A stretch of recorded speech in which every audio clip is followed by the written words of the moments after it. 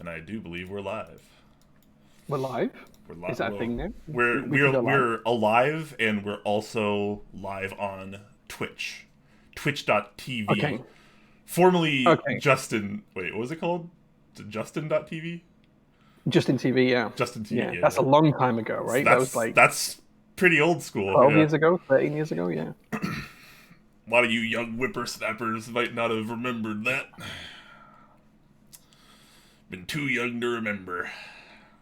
Indeed, indeed. I've decided since last week, Jay, since we were talking so much about the about being keyboard boomers, and we've kind of come to terms with it. I've decided I'm just gonna truly embrace it now. Just be the boomer that you are. Yeah. Just embrace the boomerism, right? See, Toki just says okay, boomer, and like I'm cool. I'm just gonna embrace it, man. Boomer life. I'm all about it now. Yeah. Welcome to the pre-show, everyone. Hello, one drunk man first, as usual, as often at least. Karcha, yeah, he's good at getting first. Yeah. He is, yeah. Karcha, good evening to you as well. Glad to see you here. Hue, thank you so much for the tier 1, 19 months. Appreciate it. 19 months. How many top Clack babies is that, Brian? I'm gonna do the math. It's like the meme where all the mathematic equations are flying past my head. Yeah. Well, it's obviously 2.11. Is that what it is? 2.11. No, because it have to be 10 months then for it to be. It's like 2.115 or something like that. Okay. I can't do. You were far. You were fine. I'm not that good at basic math in my head. I just can't do it. You're not good at basic math, but yet you deal blackjack and God knows what else in a casino. That's like, okay, true, but that's like super basic math. And actually, what's kind of funny, and this is probably something a lot of dealers might not tell you, but a lot of the times we don't actually do the math. We just look at it as like pure chip count, like knowing. Once you do a payout like 100 times, 1,000 times, you kind of just like instinctively remember what it is. And it's not like math. So it's like, I know like a 9-to-1 payout, with, this is a bad example actually, but like a 9-to-1 payout on like a $15 bet is like, in my head, I have to like think about it for a second. You have to actually do the math. But like, if I'm on a table dealing, there's no math. I'm just already breaking down chips, and I already know like exactly how much I'm going to pay, because I'm just so used to paying it out. But like, if you were, it's like if someone has a blackjack. Okay, here's a better example. If someone has a blackjack which pays 3-2, right? Pays 3-2, and they have a bet that's like $57 or whatever. Can you do 3-2 on $57 in your head in like 1 or 2 seconds? Because I can't. No, it takes me a couple of seconds. Yeah, it takes. But like when you're dealing a game, like you don't really have a lot of time. Like if you're stopping to think, you're really hurting your hands per hour. So like you, instead of actually doing the math, you kind of just break it down and you go, okay, I know that this stack or these 2 stacks are gonna pay 3 stacks, and so like you basically do it like that. Like you just do it like with what you see versus like the math. So like if like I'm paying out a blackjack that is like $57 or whatever, and someone asks me how much money like that blackjack payout is, I'll just be like, I don't know. I know it's right. But I don't know off the top of my head what the exact number is. But I know I got the payout right. So it's very, very strange. I don't know. Sorry about that rant, but I always found that kind of fascinating. I think you're muted, Jay.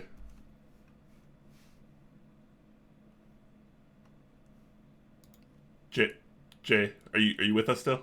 Can you hear me? Because you're muted.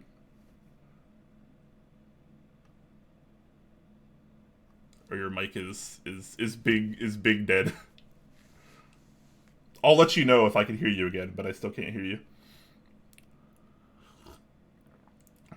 In the meantime, while Jay tries to figure that out, hello to you as well, Static Age. Isuzu Way, Justin TV. I remember that place. Yeah, it's been a while, right? Gosh, when did it change to Twitch? That must have been 2013, 2014, 2012, maybe? That. Oh, you're back. I should be back now. You should be able to hear me. Yeah, I think I turned my mic off, and I don't know how I managed that. Well, I really don't know how I managed that.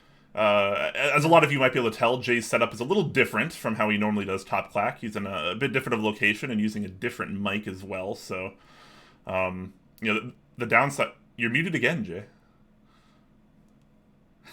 The downside is obviously these very clear mic issues that we're having, but the upside is you get to look at his absolutely stunning Datsun behind him. I should be back now. I think I figured out what the issue is. Okay, you are back, and hopefully you did. Yeah. I figured out that the battery's dead on the wireless mic, and it's now on charge, so it should be okay. Oh, okay, cool. Yeah. Just forgetful things. I thought I charged it, but I'm literally 10 feet through a brick wall away from where I usually sit when we stream. I'm only 10 feet different, but yeah, it feels like a different world. Yeah, Huey says, would it be Top Clack if it wasn't scuffed? And Toki says that's pretty true. So yeah, that's absolutely 100% true.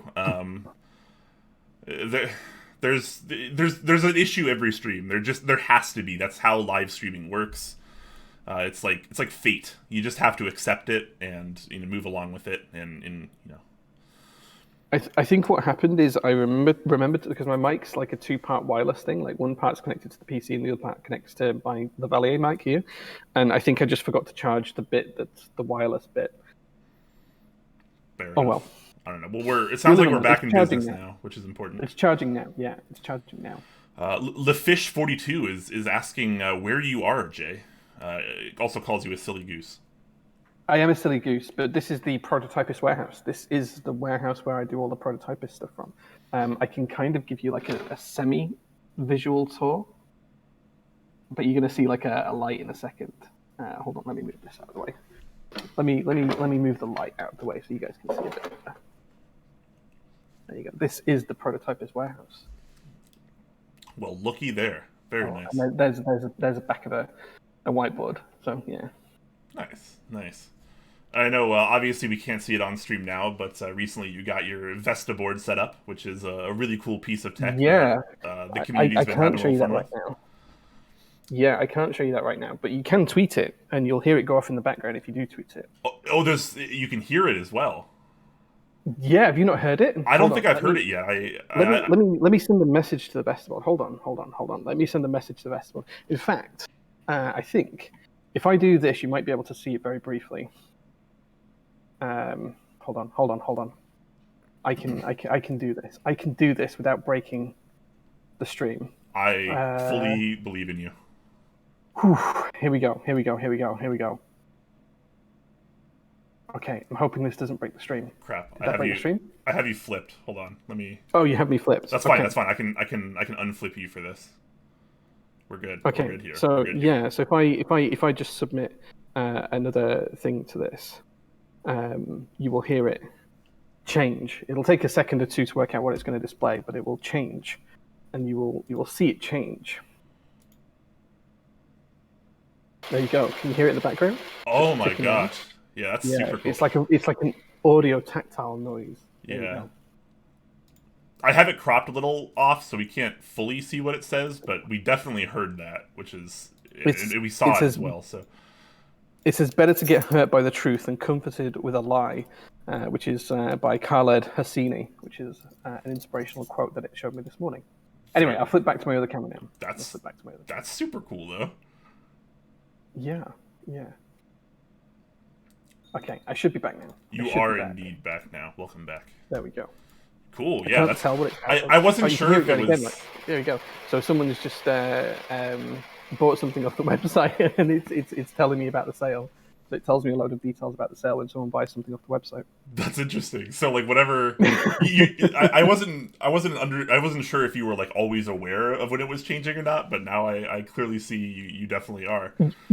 Even through the noise cancelling headphones, I'm aware. It's definitely loud. Yeah. So you can obviously tweet at Jay, Jay Prototypist, and you can get your little message on his board and hopefully make his day a little bit better, which is something I've tried to do a couple times already.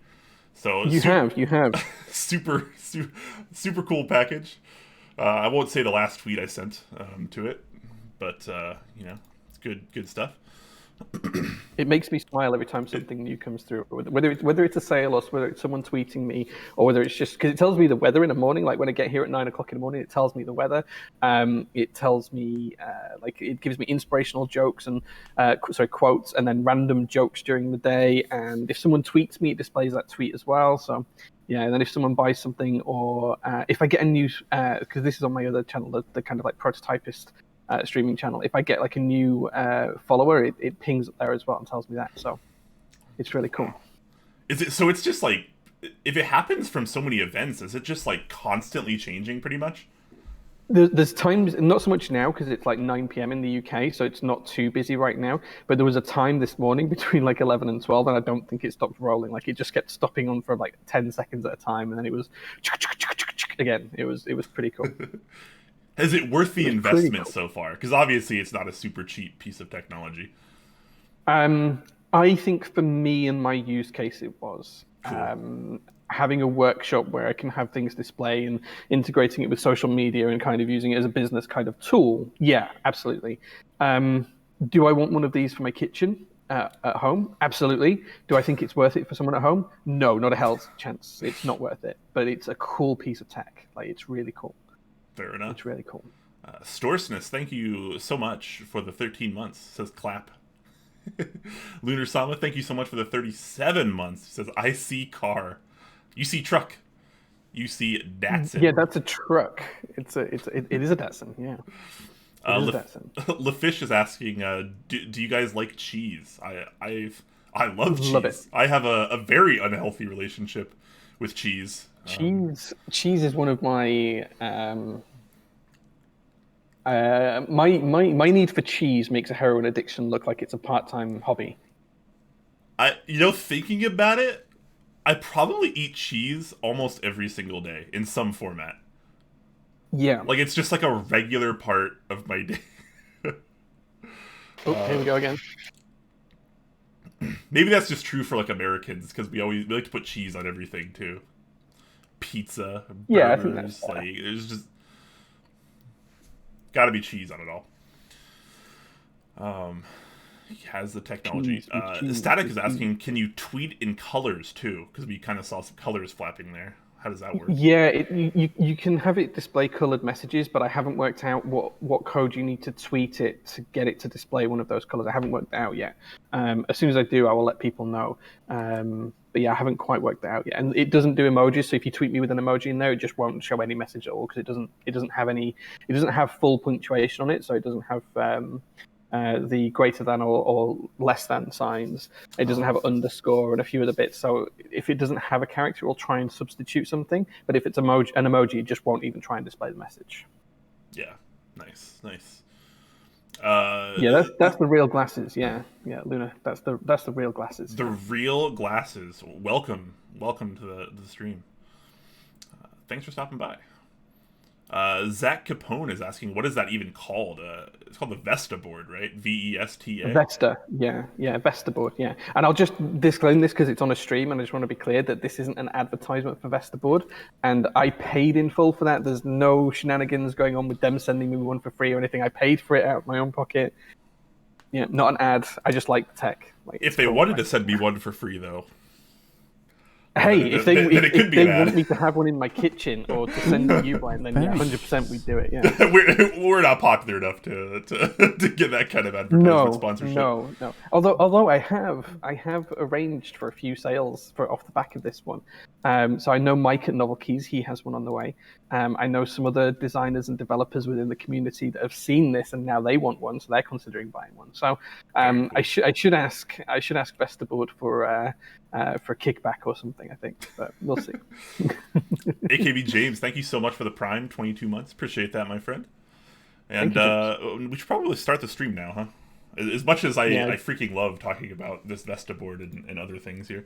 Oh, dude, it's amazing. Yeah. Genuine says, I like that backdrop. This isn't really a backdrop. It's actually real. The truck's real. It's there. It's not like a backdrop. That's an image. It's actually my workshop. All right. I'm going to roll the intro, and we're going to get right to it, guys.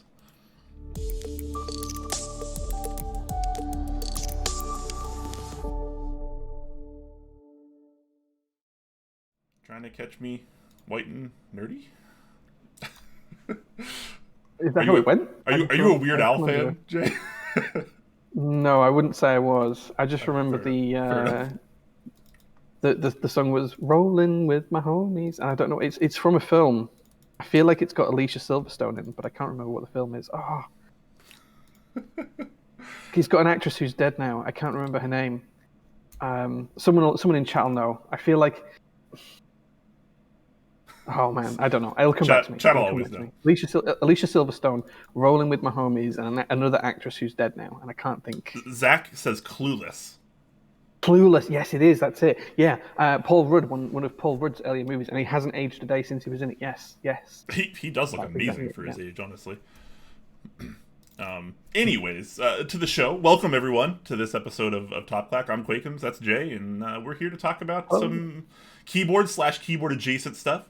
And as usual, it's going to be a pretty chill, casual stream. So we welcome you to come along, and hopefully you guys are comfortable and you have a nice beverage or snack or something of the like, and you're having a good time. So, as you might be able to tell from the title of this stream, which we have hopefully aptly titled "Memoirs of a Keyboardist," we're going to be talking a little bit about some of the lessons that Jay and I have learned throughout the hobby, and we hope to hear some of the lessons that you guys have learned throughout the hobby, as well as some of the things that you and we value as well. So it should be pretty awesome. But before we get started, Jay, how the hell are you? I'm good, man. I'm good. I'm cold because it's really cold in here. It is 9.4 degrees Celsius in my workshop right now, so it's cold, but I'm okay. I have coffee to keep me warm, and when that fails, I have iron brew to keep me, satiated, should we say. That's about 48 to 49 degrees Fahrenheit for you Freedom Unit people out there. Yeah, it's pretty cold in here. You'll start seeing my breath towards the end, and my glasses will start steaming up. That's what's going to happen. So we have glasses in chat, right? He's going to start steaming up too, right? Yeah, he's gonna. Yeah, I like what you did there. Yeah, he's gonna start steaming up. Yeah. Yeah. Every now and then I'm clever, something like that. So it's also kind of cold here too. And like I was telling Jay before the stream, I left my office window open all night, which I don't normally do. So it's a little chilly in here, which is why I'm wearing a hoodie right now, and I have a nice warm mug of tea as well. So we're chilling in every sense of the word on this stream today. Brittany Murphy says "Streaking Bison" because I was trying to remember it too. Yeah, because I knew that sounded familiar. I knew chat would know what I didn't know. It was there right at the back of my head, and I just couldn't get it out. Yeah, absolutely. Chat always knows. Chat knows. Yeah, I'm convinced that chat always knows everything. That's just and when we live stream, we know pretty much nothing. It's just kind of how it goes. I wonder if chat knows the lottery numbers for tonight. Chat knows. Chat is the hive mind. Maybe. Vogon says, "Evening, gents. Evening to you as well. Glad to have you." Evening, Vogon. How are you doing today, sir? Hopefully Vogon can weigh in on some of what we're talking about today as well, because I'm sure he has some nice lessons he's kind of learned throughout the hobby. So I guess I'll go ahead and get us started, and Jay and I can kind of go back and forth. And it should be a pretty good time. But of course, guys, we want to try to be really interactive with you guys in the Twitch chat as well. So let us know the lessons that you've kind of learned along the ways and the things that you value in the community as well. So try to get these brain juices flowing a little bit. So I'll start us out. And the first major lesson I'd say I've kind of learned throughout my time in this hobby is that genuine connections, they don't have to be initiated or developed in person. And this was kind of an eye-opener for me because, like a lot of you guys probably don't know, my background is actually not really very tech-heavy. It hadn't really been until a more recent period in my life. And, I kind of grew up out in the woods. I didn't really have, much in the terms of, like, TV channels or, internet or things like that. So I spent a lot of my childhood and my even my mid to late teens effectively without things like internet and TV, and I did play some video games and stuff, when I could. But I spent a lot of time outside. I did a lot of backpacking, mountaineering, snorkeling, scuba diving. I lived right on the water. I was pretty much one with nature growing up. Tech didn't really happen in my life until about 8 years ago in 2013 when I built my first computer, and that's kind of what started the downhill spiral of me being I don't know, a shut-in introvert, I guess, as it works. I just wanted to be. Hey, Tech was so interesting to me because it was something I didn't, spend a lot of time growing up with, and I kind of, mhm. my later teenage years were kind of at the start of things like social media, AOL instant messaging, Zonga, LiveJournal, MySpace, for some of you Yeah, I people might remember all of remember. these names. Yeah. That's kind of when I got like a little dabble of social media and meeting people online, but really it was more of a in real life kind of friendship. So I never really thought about making friends or becoming good friends with people online until much more recently, and I'll even say probably as recently as when I entered the keyboard hobby, because it was kind of a new thing for me, that I had never really experienced before. So it was kind of a revelation in my mind, realizing that it, I could make so many amazing friends and never having met them, right? Like usually you meet someone in person and you can judge them, and the relationship continues from there. But online it's obviously a lot different if you've never met them, and obviously I have since met a lot of these friends that I've made at meetups and stuff. But at the beginning it was certainly kind of eye-opening as an experience for me, just to be able to make so many friends never having seen them in real life. And now it's almost completely flipped from how I was in the past, and now I have very few friends in real life, very few people I would consider like actual true genuine friends in real life. And most of the people that I actually am really good friends with, people that I consider my very best friends, you included, Jay, are people that live all around the world. Like people that I might only see once or twice or three times in my life if I'm lucky. Some I might never even get to meet in real life. Yeah. But despite that, these are still the people that are helping me and other people out every single day, and we're hanging out every single day, playing video games together, chatting, watching things together, all across the world. And and obviously technology has advanced significantly over the last 20 or 30 years, so that's why we're allowed and able to do things like that. But it was really quite interesting to me making that kind of transition over to the online world, as it were, and being able to socially interact and become such good friends with people I never would have expected to be friends with in the past. Yeah, I think it's an interesting topic because I think if you go back a few years, it was kind of like a stigma that online friends weren't real friends.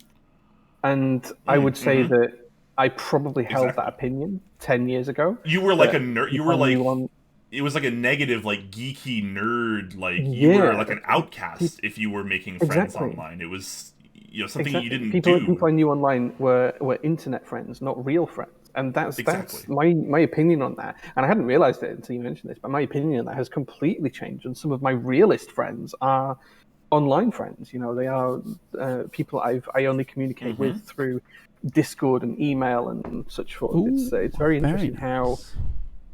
how perception of that has flipped, and I guess it's flipped in a lot of other ways as well. Like online dating is now the number one way to meet someone new, right? Yeah. When you're looking to date, and if you went back 10 years, it was kind of like you didn't really want to share the fact that you'd met someone online. That was kind of like a stigma and a social red herring, and kind of like a bit of a warning sign. Oh, he met her online. Oh, Yeah. that's That's not not going to gonna go last. well. Or Yeah. look at them two. They met together through Tinder. Ooh, that's just for hookups.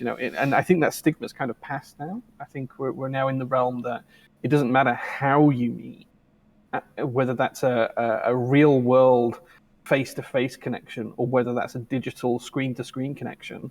You still able to understand each other, share emotions, thoughts, feelings, and still become friends at the end Yeah. of the day, or whatever relationship it is. I think that now is a valid and accepted way of making and maintaining a relationship as well. Yeah. And for people like me, like it all started because of keyboards. It all started because I got in this hobby. Even in my previous hobbies, I didn't do this. So this is why it's been such a fun and genuine change for me, and I'm glad I came into this hobby, and I'm very glad I made the friends that I have. Deported Village Idiot, thank you so much for the 12 months Prime, man. Very kind of you. Yeah, thank you, man. Thank you for that, dude. Thank you. Yeah. Yue says, best thing I learned is that everyone is stupid, and so am I. I Yeah, I feel agreed with both his points. I feel like that all the time. Again, guys, let us know in chat. What are the lessons you've learned with your time in this Yeah. hobby. Whether it's specifically keyboard related or based on the community. Let us know. Anyways, Jay, what about you? What is your first major memoir as a keyboardist, as it were? I think one of the earliest lessons I've learned in this hobby is that making mistakes or having bad experiences doesn't mean that you get a bad result in the end. And this can be whether it's through making friendships or whether it's making products or whether it's designing things to suit your hobbies. But going through a bad experience doesn't mean that that's going to forever shape who you are and what you are. You can learn from bad experiences and use bad experiences to generate good results in the end.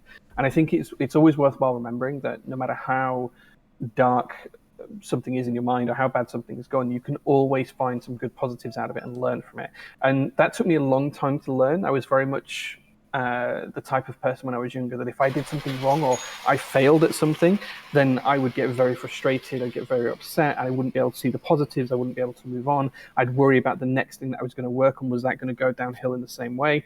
Whether that be, making something, doing something, being with someone, whatever it was, and learning that you can change that and change how you are and learn from those experiences. That was one of the biggest things that I've learned. And I didn't really start to get that until the early days of the keyboard hobby, when I was starting to come up with ideas of things that I wanted to make and talking things through with people and making and losing friendships, because it's sad to say that I have lost friends or people I thought were good friends in the hobby through different experiences. And Same. Yeah. I've tried to learn from that and tried to apply that to make myself better and my friendships stronger in the future.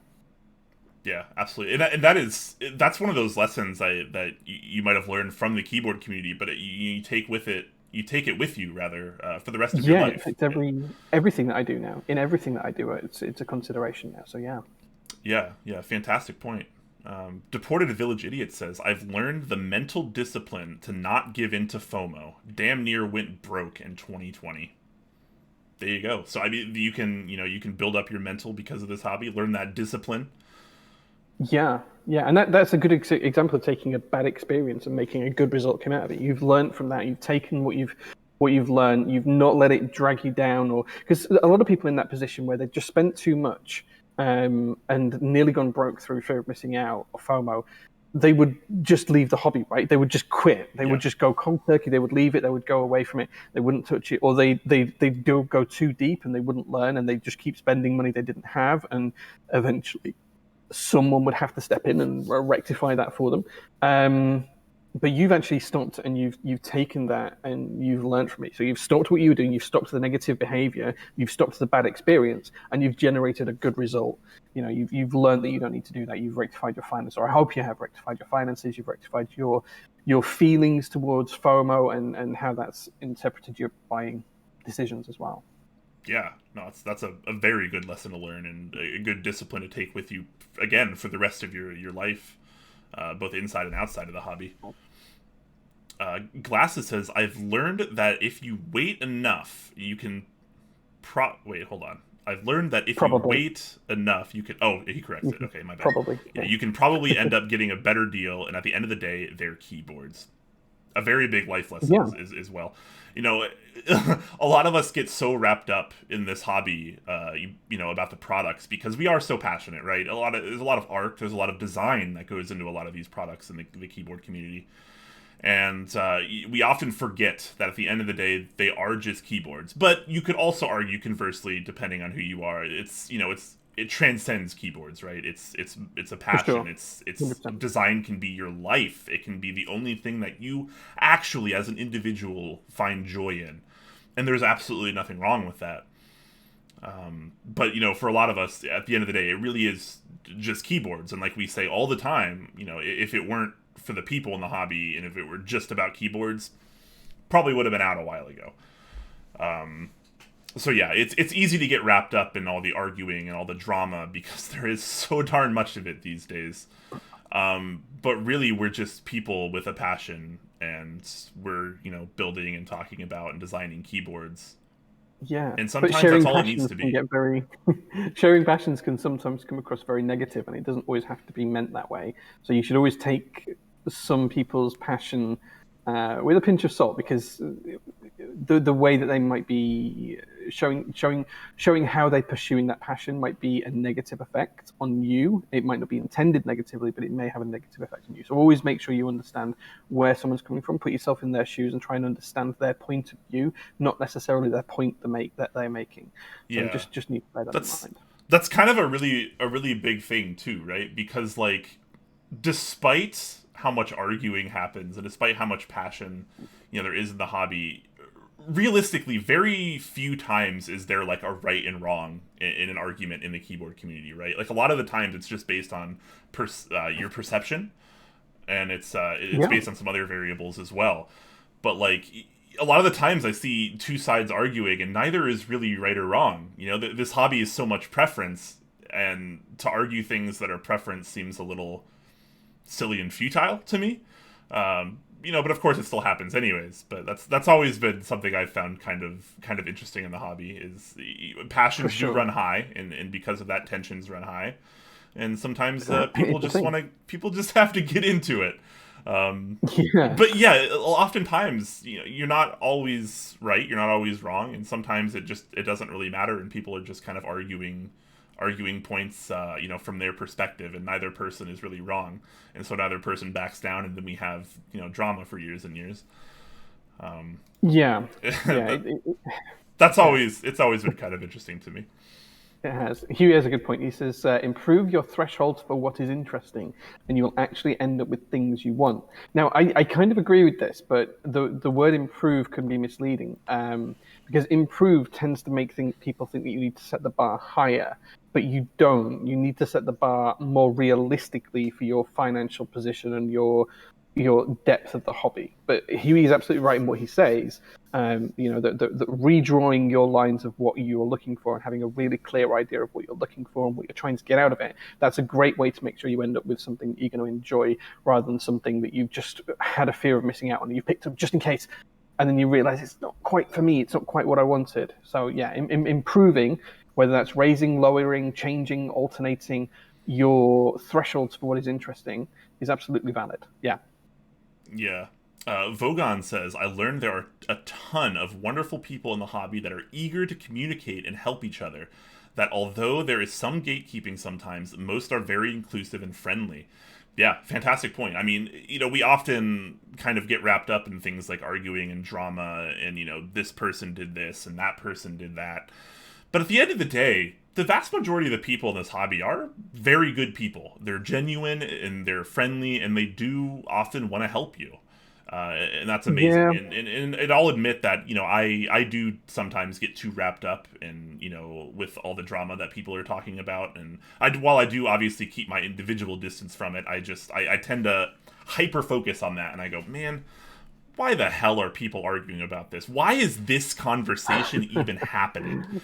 And what's the drive up of this conversation? It blows my mind sometimes. Yeah. But that's a really good point, because even myself, even I often forget that realistically most of the community is just genuinely good people, and they're here because they like keyboards, they like the hobby, they like the community, they've made friends, and they do often want to help you. And that is a really good point that I think a lot of us, of course myself included, tend to forget.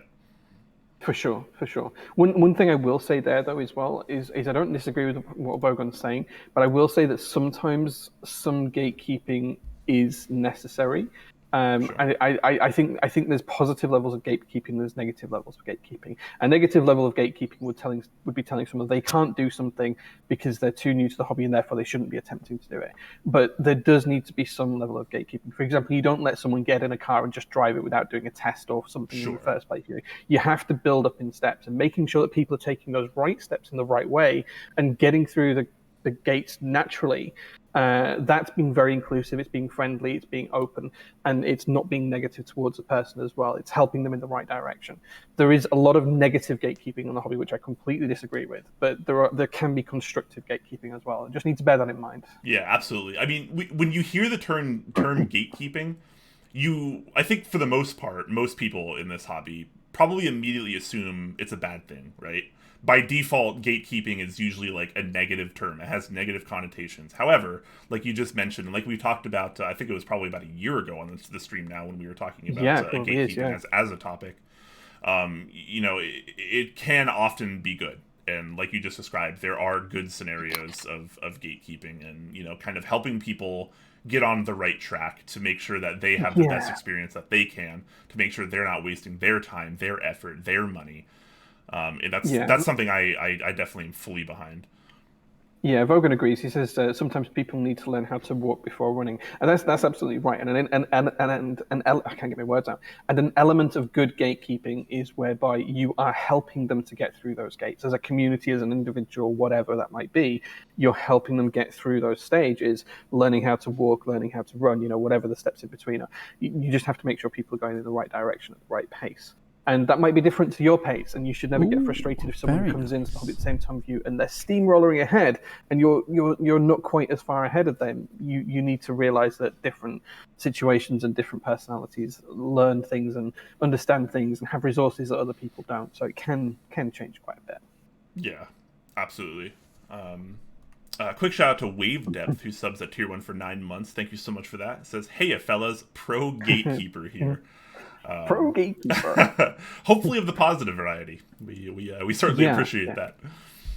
Yeah, Huey says, I think people confuse gatekeeping with shunning negative or nefarious practices, especially newer people. Yeah, I think a lot of people use the word gatekeeping and they mean something completely different. They mean like a really negative way of shutting someone out of something, and that's not the type of gatekeeping that we should be advocating for. We should be absolutely against that. You should never shut the doors on someone's face and tell them they can't do that because they're not good enough or they don't have the right attitude or they don't have the right knowledge or whatever it is. You should be helping them get that knowledge so that that door does open for them. That's the whole point. Or that gate opens for them.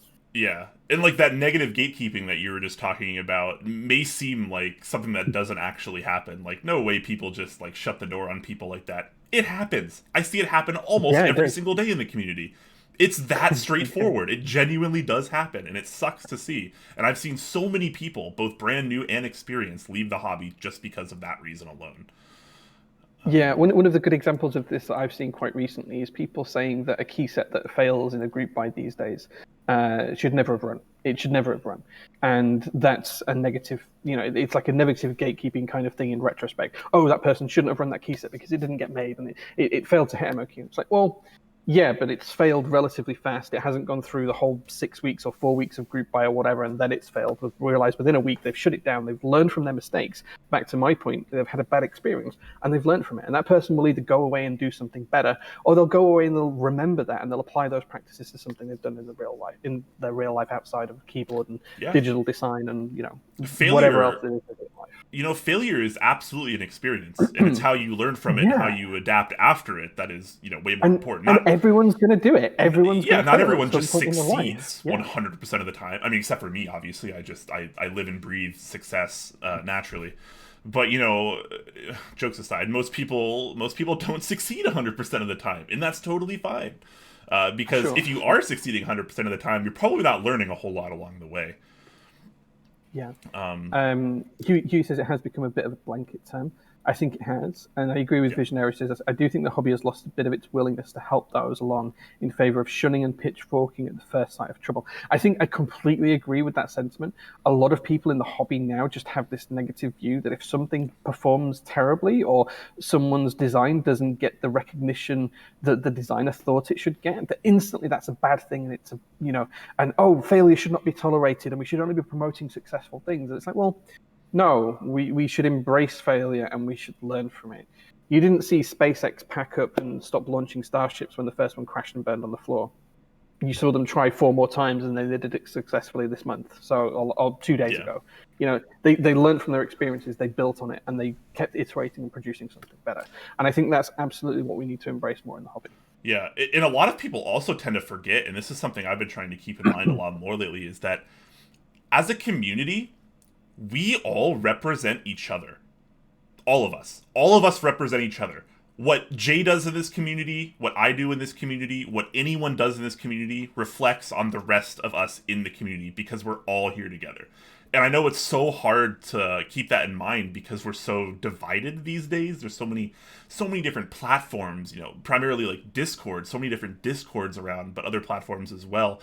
It's really easy to make the community very cliquey, and you kind of fall into your own clique. And I understand kind of why that works, just because of how large we are. There's not really one place where we can all be and freely discuss. I mean, there are obviously like Geekhack and stuff, and a little bit more forum based. But in terms of things like Discord, Slack, these kind of more live messaging app platforms that are a little bit more social driven, it's really easy to fall into this clique and be like, well, my friends don't like this, so I don't like this either. It's really easy to fall into that kind of mindset. But at the end of the day, we all represent each other, and the more helpful we are with our fellow hobbyists and community members, the better off they will be and reflect upon the rest of us in the community. And I feel like that's something that our community used to do super well, and lately we don't do that at all.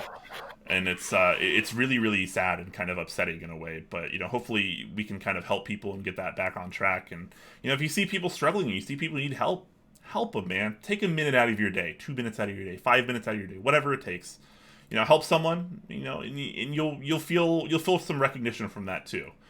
I forgot. There were studies recently about how like your brain works when it's does things for other people. And like one of the strongest things you can do for positive mentality is to do something nice for someone else. It's scientifically proven that that's like a big portion of your brain's positivity is how you help other people and how often you help other people. And like it gives you like the endorphins, like the serotonin in your brain. Like it's really, really positively helpful for you and your mental well-being to actually help other people. And that's something I want to see more of, and hopefully from you guys as well. Help other people, man. It's really important because what they do also reflects on you. And if our entire community is full of meme people that are toxic and they don't want to help others, they just want to gatekeep negatively. Well, even if you're not doing that, it does ultimately kind of reflect on you when people outside the hobby look inside the hobby, because you are part of that. For sure. Yeah. Anyways, 100%. Kind of scrolling back to some of the chat here. AKB James earlier says, I tend to draw a mental line in the sand where nothing is worth arguing over in terms of what is good and what isn't. That's another thing, too. I feel like so few things in the community are... People like to play absolutes, right? This is good. This is bad. This is amazing. This is terrible. This needs to run. This shouldn't run. It's all about absolutes with so many people in the hobby. And, a lot of it is preference. So, like, a lot of things that people say are good or bad are just things, right? They exist, and they're not necessarily good or bad. It's just based on your individual personal perception of them, as well as other people's individual personal perception of them. And, obviously you could argue quality in some instances. There are things that are absolutely good and some things that are absolutely bad, all things considered. But... at the end of the day, with so much preference aside, there's few things that I feel like are, I lost my train of thought here. I feel like I'm just ranting and I'm just forgetting, and I'm sorry about that. I think, but you get what I'm saying, right? Like, so many people are so hyper focused on what is absolutely good or absolutely bad that we kind of just we forget that we can just kind of let things go as well, and that's where I'm going with that. Yeah, I get that completely. I think both Wave Depth and Visionary are saying something similar, or kind of leading up to a similar point. Because Wave Depth says, also the worst thing for your mental health is surrounding yourself with people who make you feel like you can't contribute to helping at all. Yes. In other words, people who make you feel like your opinion is worthless. Completely agree. Don't surround yourself with people like that. And Visionary has a kind of similar thought. He says, it does kind of drive me nuts these days as more and more people tend to make strong statements about what is good and bad as if there's an objective truth. And there isn't. This whole hobby is defined by preference. Some people like A, some people like B, some people like neither, and some people just leave the hobby, right? It doesn't matter what people like or dislike. It doesn't matter what you like or dislike to anyone but you. Don't let others control what you like and don't like. Yeah. That's a surefire way to feel wrong. Yeah, it's something I've kind of learned throughout this journey as well. This is not actually part of my list, but it's that the fact that a lot of people that come into this hobby are actually really intelligent. This hobby tends to attract very, very smart, intelligent people, and that's cool. But the problem there is a lot of these people that are highly intelligent also are incredibly overconfident because of that. And opinionated. And opinionated, yes. And so the worst thing you can do in this hobby is be closed-minded. I feel like the more open-minded you are in this hobby, the way better time you're going to have. And if you're so closed-minded in that you aren't actually open to like other people's opinions and you just refuse to change your mind about anything in the hobby, you might think you're having a good time, but I think over time you're going to realize you're probably not. And also, it's really detrimental to the way other people both perceive you and the hobby.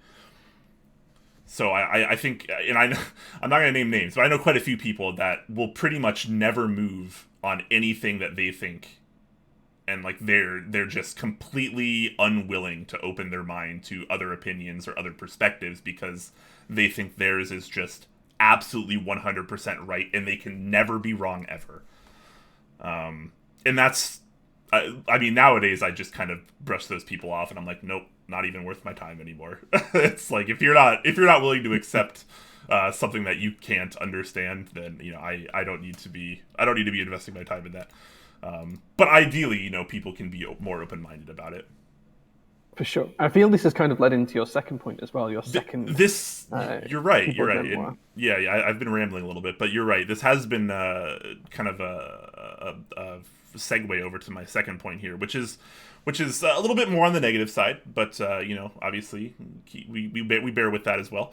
It's just how truly terrible some people can be just because they have a feeling of anonymity and entitlement on the internet. And we've seen this in a lot of ways, and more impactfully, I feel like we've seen this in ways like death threats towards vendors and other community members.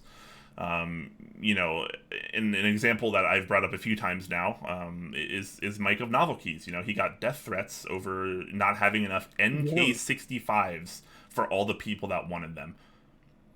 He just didn't have enough. I mean, he's running more. Obviously, he's always constantly running more these days, but he just didn't have enough at one time. And some guy, I think multiple people even, it was like 2 or 3 people, were sending him death threats, saying that, he should die because he doesn't have enough keyboards for these people. And it's like, and that's kind of an extreme example. Obviously, there's a lot of lesser examples all around the community all the time.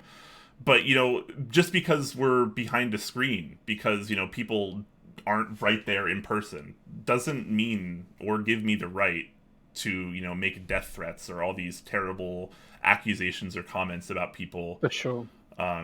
Just because of those reasons. It's really hard to see, and I feel like that's something that never really used to happen. But on the flip side, there's kind of an inverse of this as well. I mean, back in the day, this might not have really happened. But also at the same time, there were terrible people doing other things. Think about people like Ivan, individuals that used to run group buys and just steal people's money. Because nowadays we're kind of spoiled in the fact that it feels normal that we have all these vendors and all these people that are actually, legally accountable and responsible because they have to be, getting us our products. But that didn't used to be the case. There used to not be vendors, right? There used to be mass drop.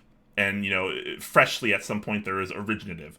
But a lot of these group buys that were run for these products, all these years ago, they were just run by individuals like you and I that didn't have, business licenses or storefronts or, they were, well, obviously you have those things, but talking to chat, obviously. I know what you mean. Regular people like myself that, don't have those. So it's hard to see because we've come a long ways, but we've also kind of reverted back in some other ways. But just how truly terrible some people can be, and I'm never really going to name names either. But I guess Ivan is naming a name, but Ivan's kind of a lot of people know the Ivan story at this point. But yeah, just the feeling of entitlement and anonymity makes a lot of people feel like they can just be terrible to other people, and I really, really hate seeing that. And how do you make sure that you avoid those people, Brian? What do you do to try and avoid that kind in those Well, situations?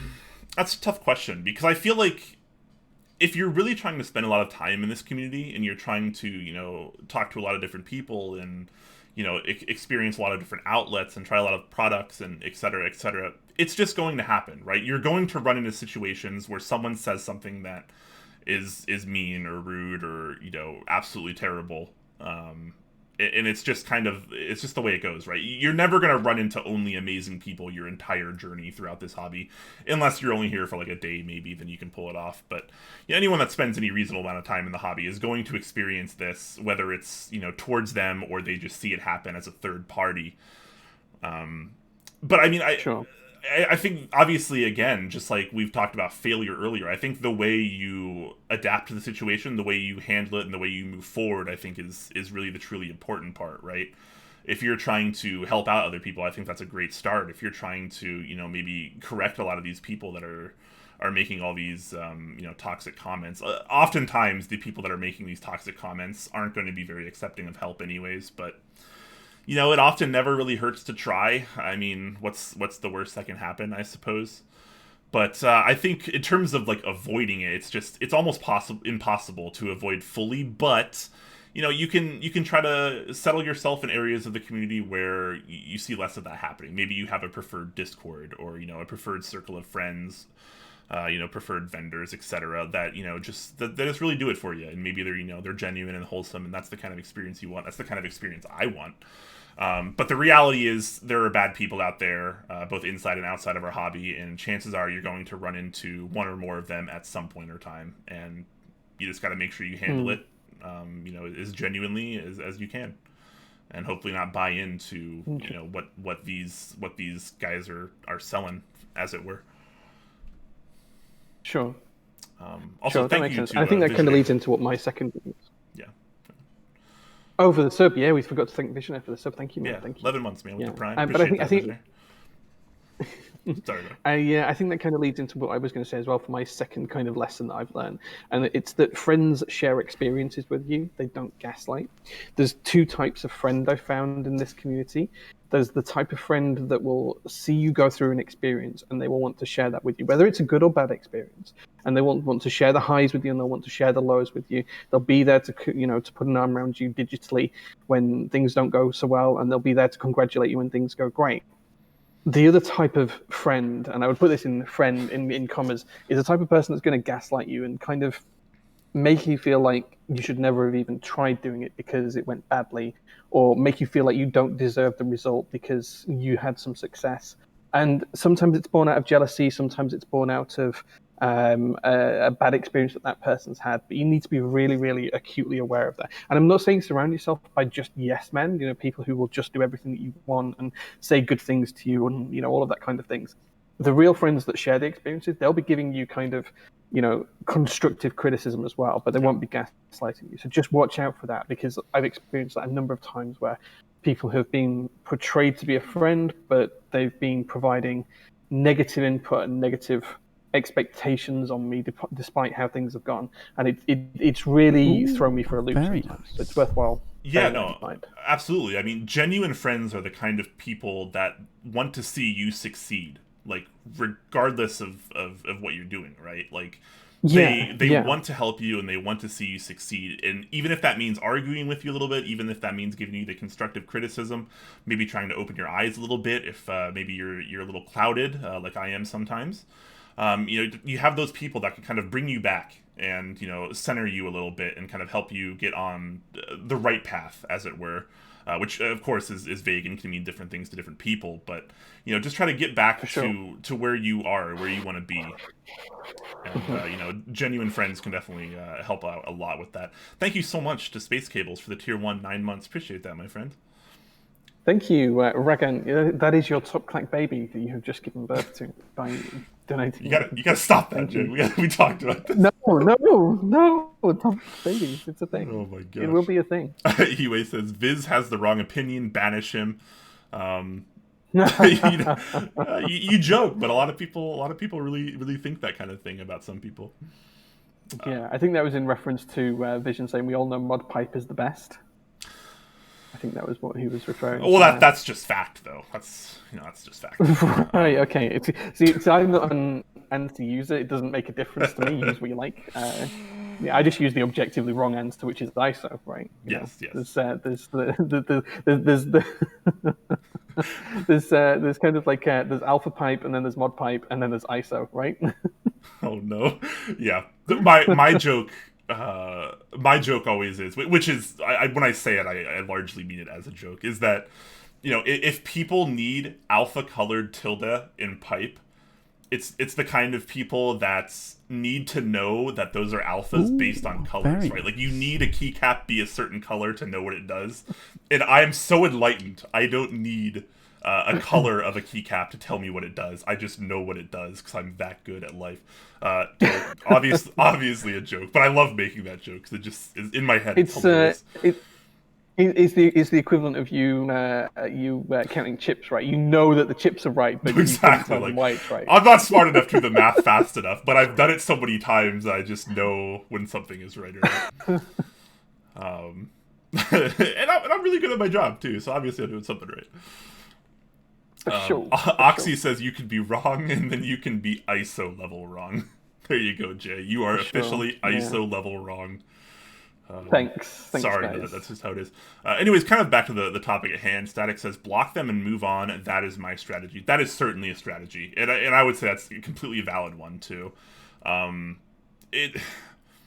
It's tough, right? Because, like I mentioned, a lot of these people that are, having these negative impacts on the hobby and the community at large are people that aren't really going to have their minds changed or swayed by people that are more genuine in the hobby. That's kind of just the way it is. So it can obviously be easier and best to just block them and move on. I often, sometimes at least, try to take the approach of trying to maybe change their views, often to no success, but sometimes maybe it's worth trying. But I think totally blocking them and moving on is good as well. That is certainly a valid strategy. Yeah. 100% agree. And Vogon says one of my worst experiences, not in the hobby, was realizing one of my long life friends was toxic and ended up always trying to minimize my success or always putting me down. Had to leave the friendship because of that. 100%. Yeah, I've seen that both in my personal life outside of internet and keyboards, and I've seen it in keyboards as well. I've experienced it both times, and yeah, that sometimes happens. And the one thing that's always made me do is stop and check is to make sure that I'm not being that person to someone else as well. Because I think that's important. Like, that's one of the things you need to learn and reflect on. If that happens to you, did it happen to you because you're that way with someone else? Or did that happen to you just because that person was being like that? You have to be really open and honest with yourself and really analyze that to make sure that you're making the right choice and right understanding. But that's absolutely a learning point I think people need to take with them. Yeah. That's a really good topic to touch on too as well, because you got to remember, like, when you're friends with someone, I think you tend to be biased, right? Like, you might not see them for who they truly are because, like, you're friends with them, and like that sounds kind of weird, but at the same time, like, and we see this a lot of times with the cliques in the community too, right? Like, depending on who you're friends with might kind of alter how you feel about a person or a product. For example, for sure. Like, you tend to side with your friends, right? If a lot of your friends feel this way, you might be persuaded to feel that way as well. Even if, as an individual, if this had occurred just to you as an individual, you might not necessarily feel that way. And I feel like the same thing goes with real life friendships as well. Whether inside the hobby or outside the hobby, I might be more inclined to believe you, Jay, because you're my friend and I think you're smart. And even if you're potentially wrong about this, I might still side with you anyway just because of those reasons. And I might not realize, this is obviously hypothetical, I'm not saying Jay is bad or anything, but even like in a hypothetical scenario, if Jay were just trying to like kind of bring me down, and like I kind of just agreed with him because he's my friend, I feel like that situation happens to a lot of people whether they realize it or not. For sure. And yeah, that's a really good point to bring up, because I feel like it leads into just asking people to kind of maybe take a look at your friendships from a third party perspective. Like, if you're someone on the outside looking in at your friendship, the way you act, the way they act, the way you guys interact with each other, take a look at that and see if that changes your perspective on how you feel you should be having friendships, how you feel you should be acting, how you should feel that you want your friends to act. That's a really really deep thing, but it's really really important, and it can really kind of help open up the kind of friendships you have, because I think it probably goes without saying, a lot of us at one point in our lives have been friends with someone less than savory, and we might not have realized it until it was either too late. But obviously we want to surround ourselves with good people, genuine people, and we want to make genuine friendships and connections. And I think that's a really good goal to strive towards. And a good way to do that is just trying to look at your friendships from the outside and try to feel if your friends are doing right by you, and if you're doing right by your friends as well, because any one of us could be that maybe less than savory friend as well at one point. Who knows? For sure. Yeah, absolutely. James says, I've been that person before and didn't realize it till after the fact. Yeah. Absolutely. So if you experience it, you need to make sure that you're learning from that and making sure that you're not that person as well. Yeah, 100%. And because you can admit that, I feel like you're already a more genuine and better person because of it. Yeah. Having that awareness, having that open-mindedness, being able to accept the things that you've done wrong, I think is really important. Octagon, thank you so much for the tier 1 for 19 months. Appreciate that, my friend. 19 months, nice. Anyways, let's kind of round out with our final kind of memoirs here. And of course, chat, if you have more lessons and experiences, just like I mentioned earlier, let us know. Let us know what you've been learning throughout the keyboard hobby. What are the lessons that you've learned? What are the things that you value? The things that you kind of think about in the hobby nowadays.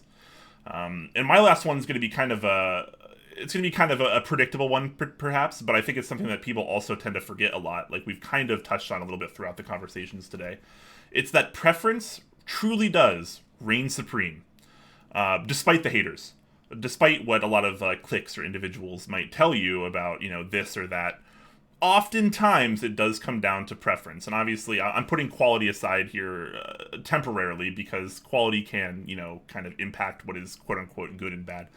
But a lot of things are just preference. They really are. And a lot of us need to realize that, because I feel like a lot of us maybe haven't realized that, or we've forgotten that. But yeah, don't hate or dislike someone or make fun of someone, or be toxic or memey towards someone because they don't have the same preferences as you. And yeah, that sounds really, really simple. But again, these are things that I see happen on a near daily basis. Things that I've been, super close to, and maybe even situations that I've been a part of in one form or another. And that's something I want to change myself, and that's why I try to help people in these situations.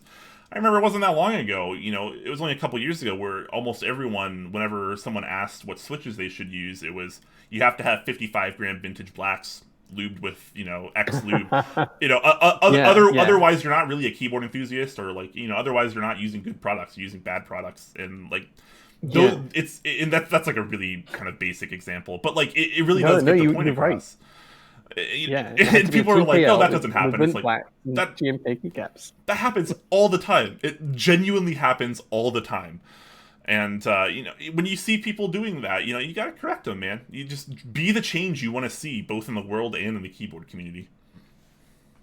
Absolutely. Fully agree. Yeah. And don't let people tell you that your preference is wrong if that's your preference. Yeah, no, exactly. Yeah.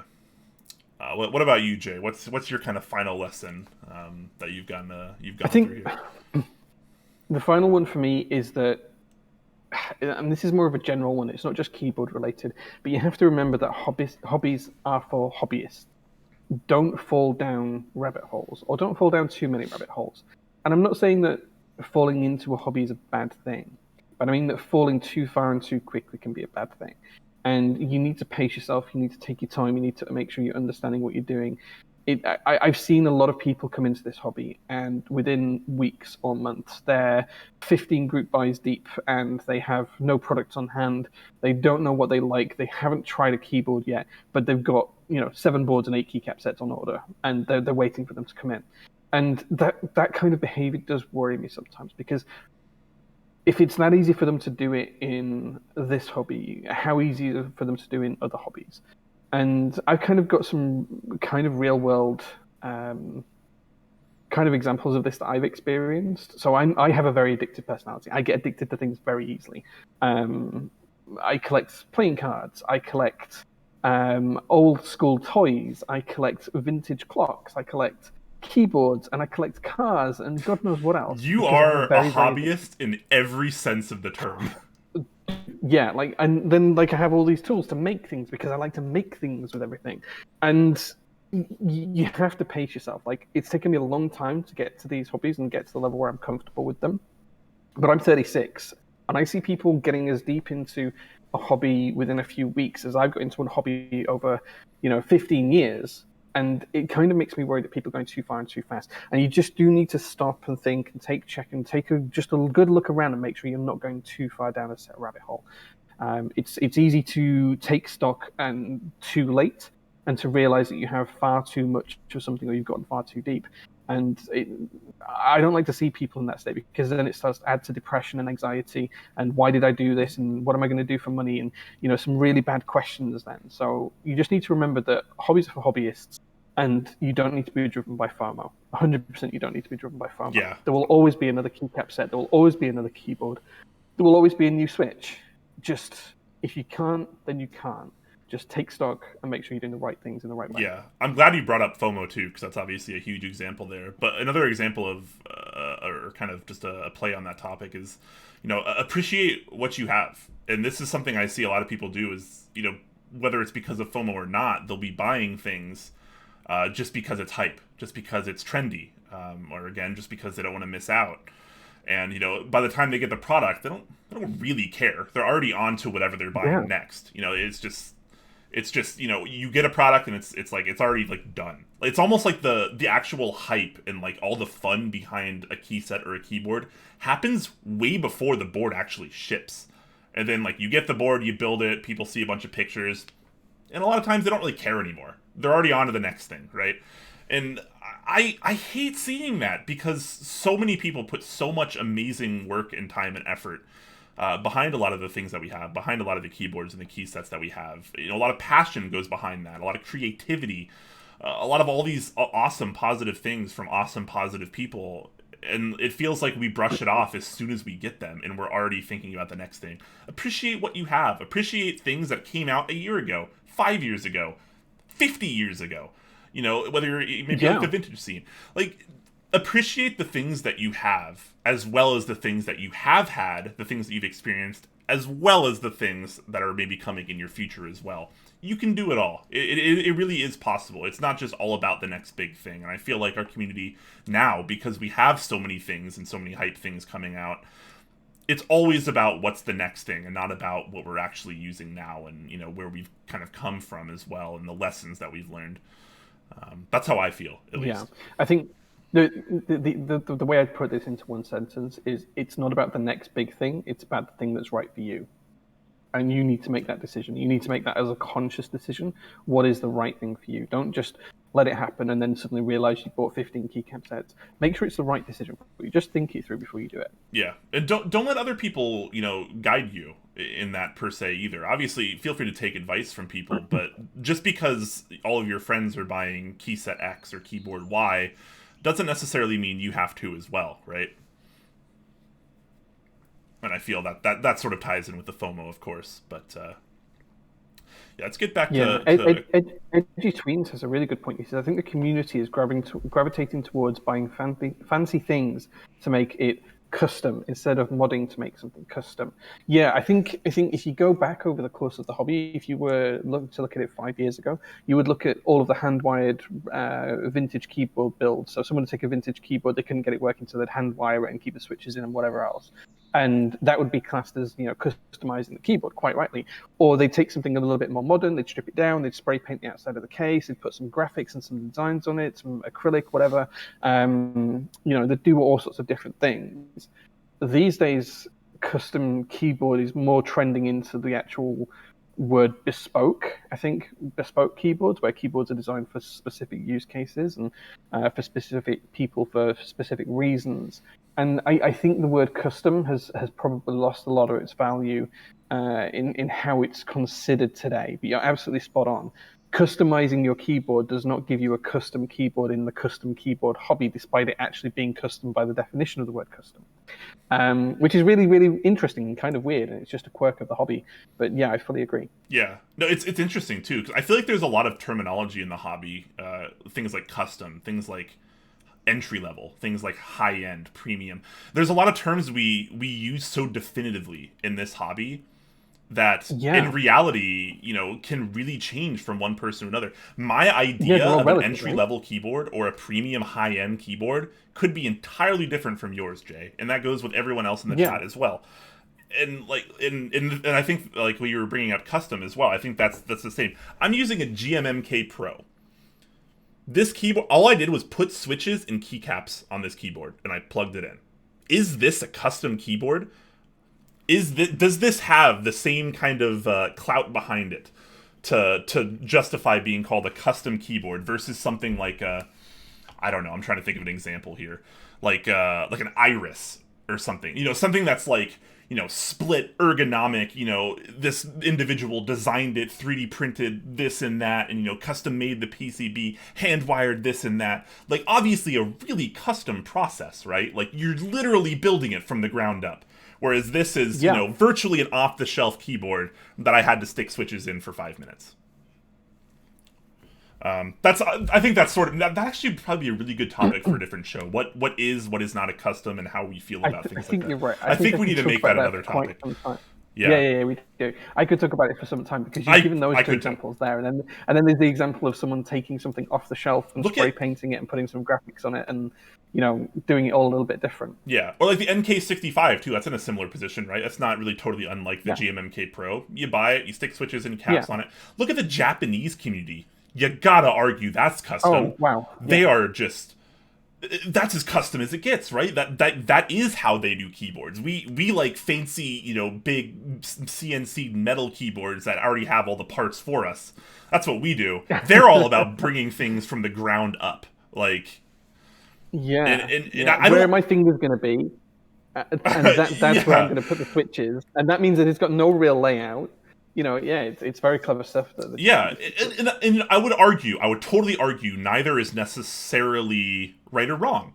I think a keyboard like the NK65 or the GMMK Pro can be just as interesting and cool and maybe even just as custom as some of the quote unquote more custom stuff that we see. But obviously, again, that's potentially a discussion and a debate for another time, and I certainly wouldn't claim to know everything or be right or wrong about that. Edgy Tweens also says, haha, sorry for sidetracking you both. That's totally okay. This is a live stream. If we weren't sidetracked, it wouldn't be an episode of Talk Clack. So, for sure. Cody Bringus says, where do I learn about Japanese custom keyboards? Take a look at the Yushikobo, which is the Japanese store. They have a load of stuff and examples there. Yeah, they have their own like website too, right? They have their own. I think there's an actual like Japanese keyboard forum. There's probably Japanese keyboard Discords, Slacks. It's probably not too hard to find if you kind of look around. I don't know anything off the top of my head. However, I would say check out some of the like Imgur albums, like the picture albums from Japanese meetups. There's been plenty of Tokyo meetups at the very least, and even if you look through those pictures, look at the keyboards that these guys have, because it's totally different from what you'd see in a Western keyboard meetup. Completely night and day different, and that's always fascinated me. There's some super cool things out there. Some really cool things. Yeah, I want to. This kind of wraps up our topics, but I do want to address some of the comments in chat, because you guys have been amazing today in posting lots of awesome comments about your experiences and otherwise. Chat's always amazing. Today they've been really on point. Like, I realize we don't have a shit ton of viewers. We don't pull as many viewers as we used to do, like doing the news, for example, because we're not quite as keyboard technical and intricate with these weekly streams as we used to be. We're a little bit more about the community and the hobby aspect of it versus the actual product portion of it, which I vastly prefer. But obviously, it's less interesting for a lot of other people. But to those of you that are here, you guys are here because you like us, and I think that's really genuine, and I freaking love that. So thank you very much. Yeah, it's fantastic. Do you know what we should do just for the meme one day, Brian? We should actually bring back the news just for one show, just to see how it goes. We should. I'd be okay with that, because it wouldn't. I wouldn't feel as pressured as I used to about the news, because it would be kind of Yeah, more of like a casual yeah. thing. Yeah, I'd be okay with that.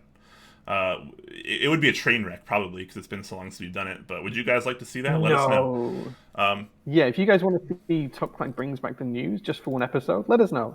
yeah. Put it in the comments A lot below. of people don't actually realize, because it gets like practically zero use. But we actually have in our Discord a suggestions channel, which has seen like 3 messages since like the last year.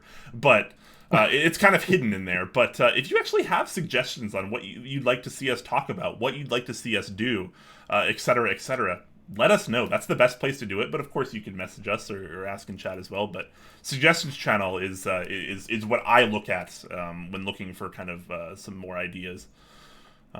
Anyway, scrolling back in chat here, because there have been a lot of really interesting comments. Peralton MKB says, "Yeah, I must." This is when we were talking about preference, I think. He says, "Yeah, I must admit, I feel a little bit bad with the weeb memes. Being someone that fits into people's general concept of weeb, I know it's a sensitive topic, but I thought I should put that out there." I completely agree. I also probably fall into a lot of people's definition of a weeb. And you know what, I'm totally okay with it. And I'm glad you brought that up, because, like I mentioned earlier, I feel like when you can kind of admit things like that to yourself and to others, I think that really is a big step forward into the genuinity. What's the correct term I'm looking for here? Of one's person. But yeah, I think that just makes you a more genuine person, and I'm glad to see people like that. When you can admit your faults, when you can admit you're wrong, and when you can admit you failed and you can learn from it and adapt and overcome, I think that's what makes you a stronger individual and a better person, in my eyes, at least. Mm-hmm. Sorry, still kind of going through a few things here. Vogon says, "I think it touches." I've lost chance. It's too far for me now. I can't It's a little far back. I'm not going to read everything, of course, but there are a couple bigger comments that I kind of wanted to touch on. Lunar Sama says, "I don't have any meaningful lessons, but over the past years, I've been in the hobby." Yeah, he's been in the hobby a while, actually. "I learned that I have preferences and I don't have to follow or buy the most expensive branded keyboards to experience the best typing experience." I am so glad you brought that up. The more money you spend doesn't necessarily equate to a better typing experience, which is why It's true. I freaking love the entry-level section of the hobby. It's keyboards like, the entry-level NK65 and like the KB67 Lite, the upcoming Bauer Lite. Like all these keyboards that are, not that expensive, but can still give you a pretty nice typing experience. There's really diminishing returns once you go over a specific dollar amount. And I would say in the past that dollar amount was like $400. Once you cross that line, like the typing experience often doesn't get much better. It doesn't scale with how much money you spend. But these days, I think that bar is even lower. Right? You can get really nice typing experiences for like $200 or less. Like really nice experiences that would have cost you twice as much 5 years ago. So I'm really glad you brought that up, because I always love just ranting about budget keyboards, entry level stuff, because the keyboards that like the everyman in this hobby can afford are way more interesting than the keyboards that 1% of the hobby can afford. I think that's a fair assertion. I wouldn't disagree with that. Anyways, big shout out to Space Cables as well. He's just tweeted me and he says, "Am I on your board? Happy Friday." Yes, you are on my board. Yeah, thank you, man. I appreciate amazing. that. Love to see that. Vogon also donated 300 custom bits. Thank you very much for that, man. Thank you, Vogon. We'll definitely have to talk about customs. Maybe even Vogon can come on. We need to start bringing people on this particular show again. We should get Vogon on, and we should talk about what does custom mean in the custom keyboard hobby. Yeah, we should absolutely talk about that. All right, Vogon, you've just been roped into coming on the show. Thank you. Yeah, we get to hear those lovely dulcet tones. Any excuse to hear that man talk. Any excuse. I'll take it. Kobe Bringas says, "I found an Imgur and my mind is blown." I think he's referencing the Tokyo meetups that we were talking about a moment ago. Yeah, the Japanese keyboard scene. Yeah, it's nuts. It's so cold in here. Yeah, I'm pretty colder now as well. I highly recommend any of you go check out some Imgur links from some Tokyo, Japan keyboard meetups, because if you've never seen these pictures, they'll probably blow you away. You'll see stuff you've never really even imagined. Edgy Tween says, "Thank you for the conversation, guys. Every time I tune in, my day gets more positive." Oh, that is like the best comment I've probably had in a while. If we can make your day more positive at any point in time, whether it's on this show or not, that's big positive for me. Big thumbs up. I'm glad to hear that. That's kind of something we're kind of all about these days, actually, is just kind of promoting the wholesomeness, the genuine, and the positiveness of the community, because there's a lot of it out there. But a lot of it's covered up, and a lot of people don't really put it at the forefront. But that's something we're trying to do. So, really glad to hear that. Yeah. Thank you so much. Spread the positivity, spread the love, make sure people are having a good time. That's our mission here. Vogon says, "Would it be a good news show? This set is by who knows. The link is somewhere in the internet. It wouldn't be a meme. I think if we did it, we would. I mean, we could make it. We can make it a little comedic, but I think if we're gonna do it, we'd probably have to like actually commit to it. We'd go back to how we used to do it, yeah. Like just for that one show, we'd just bring it back exactly how we used to do the news, just see how it went. We'd have so many topics, and we'd have like 1,000 topics. We'd be like, all right, here's these 400 key sets this week. Here's these 9,000 keyboards. Oh man. When was the last time we did the news? When was that? Let me see if I can find. I think we're coming up on a year. We stopped around the time I was having a lot of like mental issues, which was like June of last year. So I like May or June of last year. So I think I'd say we're approximately 10 to 12 months post news era Top Clack. Yeah, okay. It'd be good to find out.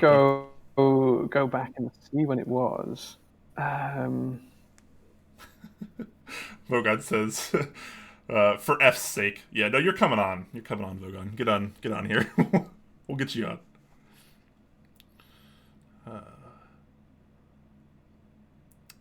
Okay. Kobe says, "Let's try to see." Yeah, no, feel free to search. That's good. I'll just address some chat questions here. 18th of June, I think, was the last one. That's the last one I can find. 18th of June. And it was the Highly TKL one, the Heavy Grail, DCS Alps Ping Master set. What a collection of good stuff. That's the last one I can find. Yeah, that's the last one I can find. Yeah, I think it's been about then, June. Someone correct me if I'm wrong. Because that was the week before that. I was actually away, I think. Maybe. Yeah, 18th of June.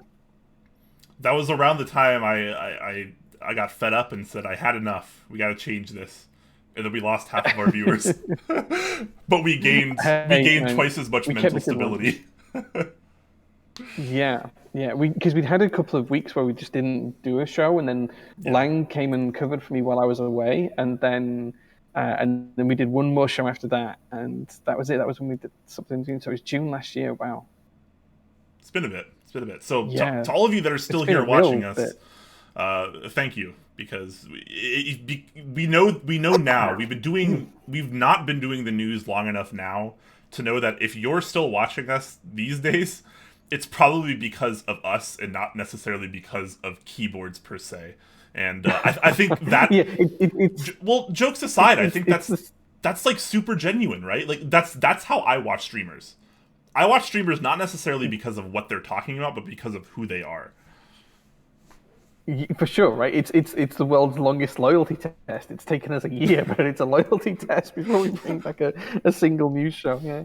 Trojam says it's just the beards. It's just the beards, 100%. Oh man, yeah.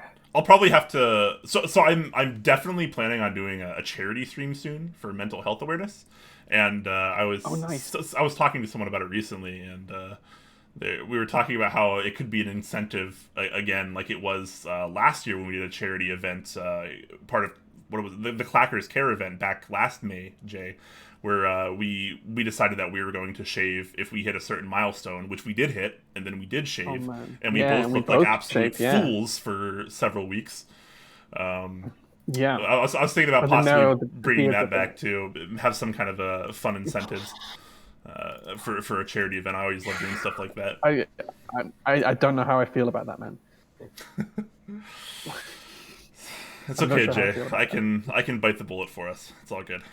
Mr. Petrov says, hi, I'd like to spend my channel points. Oh my gosh, I'm sorry. Yes, yes, yes. I need to do the channel points. We need to do the emotes and the sub icons too. Actually, we've been kind of waiting on someone for that, but I need to follow up and see how that's been going.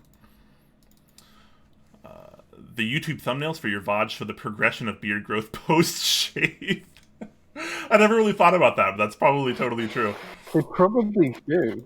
You probably just They go probably through do. and Oh, look. board's going again. Jay's just constantly Yeah, you getting, probably can, hopefully, yeah. wholesome messages. Anyways, we've kind of lost track here, so I think I'll try to kind of get us back on the sense of the structure of the stream, at least, as it were, and say we've pretty much finished up with our lessons of the day, and we're definitely appreciative of the lessons that you've shared with us as well. We are going to kind of move over to a Q&A portion of our stream, which we pretty much always end our streams with. So if you guys have questions, feel free to ask them, whether they're keyboard related or not. Let us know. And use the @TopClack tag, and that kind of helps us pick it out from chat. So feel free to ask away, ladies and gentlemen, and hopefully we get some good ones in there. But while we wait for those, we're going to take just a quick moment here, to talk about our wonderful, wonderful sponsors. So first and foremost, we have the wonderful Novel Keys. You probably know them by now. If you haven't, maybe you're living under a rock, but they are one of the best vendors this community has ever seen, and some of the most wholesome and genuine people that I have ever met in my life. So shout outs to the crew over at Novel Keys. We love them. They have numerous things going on right now. Some I'm less than happy about, but that's just personal preference. That's just how it goes. They have extended the Wilbatech Salvation keyboard, which is something I'm kind of excited about. 2 more days. So this was set to end on the 5th, but now it ends on the 7th. So if you maybe missed out on it, you kind of have one last chance to get in on it. Today is the last day, guys. So if you're interested in checking out a relatively inexpensive but rather curious keyboard, I definitely suggest maybe giving that a try. I've heard some pretty good reviews from people that have checked out the prototype so far, so pretty excited about that. Also, several GMK sets running. It's not very common. We see Novel Keys running 3 simultaneously, but here we are. We have GMK Parcel, if you're kind of a fan of the courier services. I like this one a lot, not just because of the colors, but because of the text novelties. You guys know I'm really into that. So that could be something for you. Very kind of interesting set. Love to see that. If you're kind of the dank persuasion, as I am, you might be able to check out GMK Zooted. This set, I genuinely just like this set a lot, just because of the way it looks, not even necessarily because of the theme. But yeah, it's green muted. It's beautiful. Muted, green. What's not to like? It really is gorgeous. Absolutely love this. So looking forward to that as well. Something I'm not as big of a fan of, but a lot of people might be, is Honderbite. Round 2 is open right now. One thing I did like about this particular run is there is a kind of a dark version, as it were, called the Nocturbait. I'm probably pronouncing that wrong, and I'm sorry. I'm just not German. That's just how it goes. But I much prefer this one just because it's not quite as nausea-inducing, I guess I'll say. Not a big fan of the traditional base kit, but I like this one a lot more. But a lot of people, they do like that set, and it does have some history, so you can't really argue there. And if you're, it is what it is. Also, No the Duck is available for just a couple more days. This ends on the 7th, and this is an amazing thing that everyone in chat should buy if you can afford it. It's only $30. It gets you an awesome plush toy. Gets you an amazing desk mat. Look at this desk mat. I cannot wait to use this. You get a desk mat and the plushie. And the plushie. $30.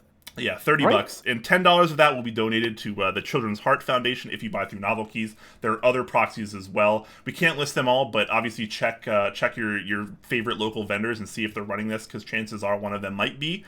So you can buy it in your local vendor, your local currency, etc. So definitely give that a check out. It ends in 2 days. Make sure to get that in, because man, that is for a freaking good cause. Charity is very based on the vendors as well. So. Also, if you're buying anything in stock here, use promo code ClickClack, one word, no caps. That'll get you 5% off anything in stock. Awesome. Okay, moving over to our second vendor of the night, our second sponsor today. It is Kono.store. They have a few things that you might be interested in today. If you like a non-GMK set and you want something that's a little bit more sculpted, a little bit taller, a spherical profile rather than a a cylindrical one, then you might like SA Espresso. And this has the dubious contention of being one of the few gradient sets that Brian actually likes. It's true. So I don't really know. But this one, I've got to share that endorsement. Yeah. So if you like coffee, if you like SA keycaps, SA Espresso might be the one for you. It's a very different take on a coffee theme compared to what we've seen in the past, and it might be just something you quite like. Maybe have a look at that. If you're also interested in trying different profiles, then you might also like to try out MG Fishing. I'm not sure this one will be for everyone, but MG Fishing is a thing. You can join this group by and pick up a set if you really, really want to. What do you think about this one, Brian? I'm not sure how to. I don't really care about the novelties of this set. I like the colors. I think the colors are fine. I've never actually used an MG set, so the profile is still kind of interesting to me because if I recall, it's modeled a little bit more after Topra High Pro, which I'm a fan of. Yeah. And that's what I kind of want to try it for, just to try out the feeling. So apparently it's a lot more deep dished, so it'll hug your fingers a little bit more like MT3 does. I think it's a cross between MT3, Topra High Pro, and SA, and that's kind of where it sits. I'm not quite sure how to justify it to my fingertips like that. I'm not sure how it's going to feel, but I'm excited to try out the profile when I get a chance to. Yeah, it's very interesting stuff. Heck yeah. Okay, and then the final thing to shout out today from Kono, if you are interested in a GMK set and you want to go back to something classic, then check out GMK, and hopefully I'm going to pronounce this right, Moai. I'm hoping I'm pronouncing that right. GMK Moai. Yeah. I think that's probably pretty. Well, I don't know how to pronounce this either, to be fair, but that's how I would assume. Yeah, GMK Moai. I think that sounds right. Yeah, and this set's cool too because it's kind of based off of the kind of Easter Island kind of thing, which is in I think it's Polynesian or something. Polynesian, and this is one of the things they're doing here is they're also donating $1 from every set to the School of Music and Arts NGO. I'm not going to be able to pronounce this, but the NGO Toki Rapanui. For every base kit sold. This is something they've kind of been doing a little bit more lately, is donating a little bit from each set to a specific charity. That's a trend I would love to see continue from Kono and or other vendors. For sure. Anyway, sorry to interrupt you there, Jay, but I did want to shout that out. No, not at all. No, it's a great cause, so definitely take a look at that if you're interested. As well as that, Kono has a whole raft of things that are in stock and other group buys that they're running as well, so please do check out their store and see if there's anything you'd like to pick up. Yeah, moving over to KBD fans, they have numerous things going on as well. They have been running a lot more key sets lately, both in GMK and Enjoy PBT. Love seeing all the Enjoy PBT lately, to be honest. Specifically, this set they have in Group Buy 6085, which to a lot of people might not mean much, but to me, the 6085 was my very first Alps board that I was able to desolder and put into a custom. So I have salvaged some amazing brown Alps from a 6085, also known as a Docutech or Daybreak, depending on where you are. But a very kind of classical colorway. I like this quite a bit. So really looking forward to that set as well. And they also kind of have it bundled in a kind of matching colorway on a D60 Lite, which is a very inexpensive board that they're running. Furthermore, if you head over to their Coming Soon page, they have lots of things coming, as you can see. I love this new page because it has little countdowns for everything as well. I'm doing a lot more key sets, as you can see. And, maybe if you're not really into key sets or any of those things, you can just check out the rest of the store. Lots of things. They have something for everyone. It's a very kind of budget-friendly area. A lot of good entry-level products, I would say. A lot of cases, PCBs, plates, switches, stabilizers, keycaps, kits, you name it, they probably have it. It's probably one of the biggest stores, most quantity of products on the market, which is always kind of a nice place to go to if you don't have a ton of money and you're maybe a little bit newer to the hobby. So feel free to check that out as well. Of course, and finally jumping over to our final sponsor of today, it is the wonderful Leandrin over at Mechanisk.co. Not much to show you on the site at the minute, I'm afraid, because it is still closed. Well, the site's open, it's but everything's sold out. Well, yeah, but it's all sold out. And the reason for that is because Leandrin is just recovering from the April 2021 pre-order, which I believe he said was the biggest series of pre-orders he's ever had. So congratulations to him for that. And he's also still in the process of setting up his store and everything else. Follow his Instagram if you don't already, because there's always some lovely tidbits happening there, and his Discord server as well. But just show him some support and get ready, because he's got a lot of stuff coming this year that's going to be really, really exciting. So definitely keep your eye on Mechanisk. Yes, definitely. Very cool. Looking forward to some of his upcoming projects as well.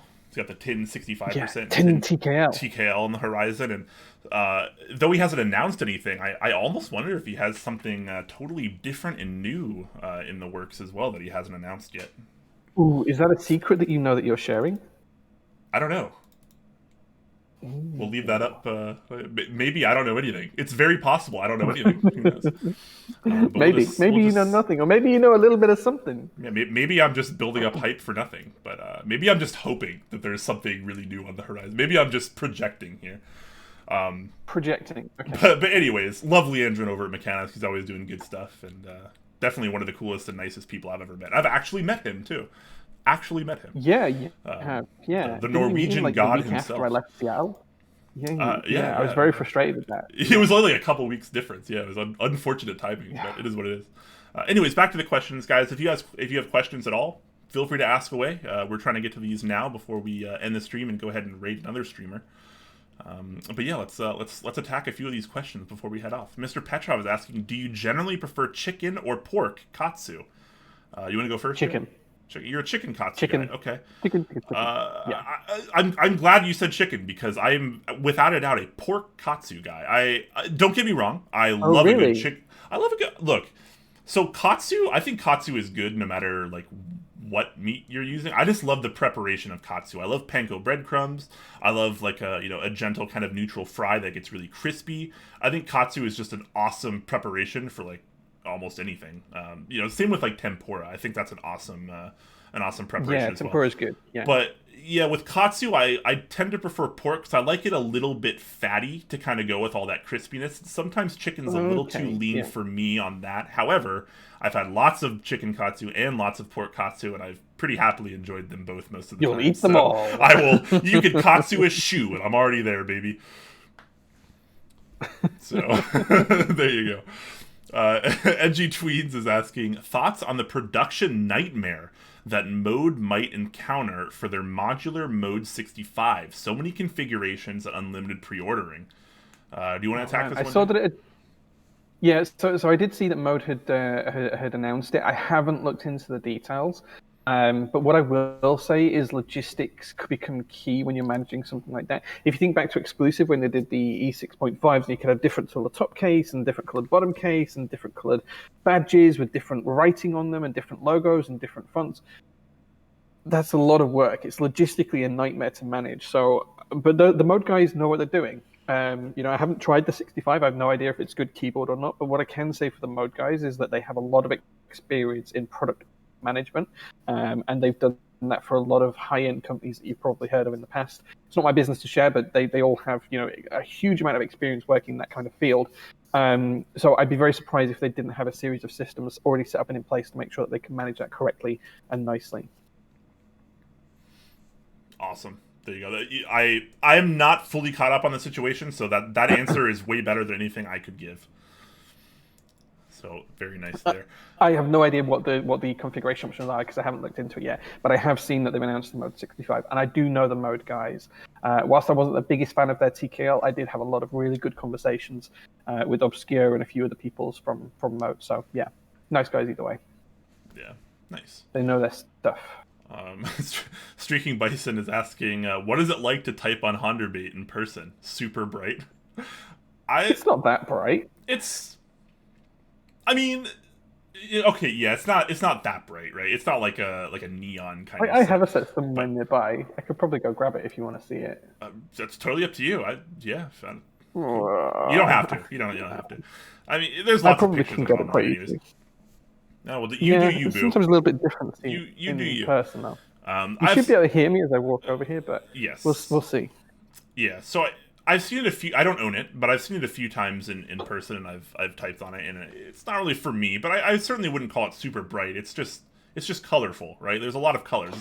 It's to me, it's like an onslaught on the eyes, but I think that's fair. Yeah, that's I'm not a personal fan, but some people are totally fine. Again, preference reigns supreme. Preference is right, apparently. Oops. Draxtar is saying we got the correct pronunciation on GMK Moai. Cool. Oh, excellent. Okay, so we Yeah. did pronounce it correctly. Good to know. He Okay, I also found it. says, I found it. yeah, it's an island from his country, Chile. Oh, so it's Chilean. Okay. Did I say Polynesian? Oh, okay, Am I interesting. crazy? Sorry, guys. I'm stupid. My geography is like actually terrible. Truly, truly terrible. Like